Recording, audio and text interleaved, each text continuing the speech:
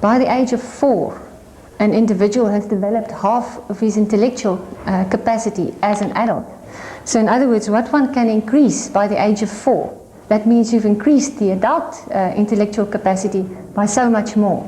Exciting thing about these set of puzzles is the fact that they offer a sequential series of learning for children right from the earlier grades, from about 3 years right up until they are 9. And at each level in which the puzzle presents a challenge to the young child, one is able to build on the knowledge of the child as the child first interacts with these puzzles when the child is 3, then up to 4, and right up into the junior primary schooling. Now, the materials that we have been developing here is a result of a collaborative set of experiments that we have been working together with, and we think that there is enough evidence to suggest that these materials would be quite exciting for the learning programs in the schools.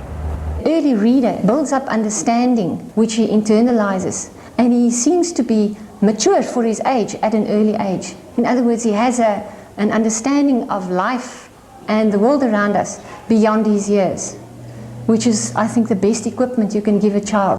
What did you learn today? I learned about the bird.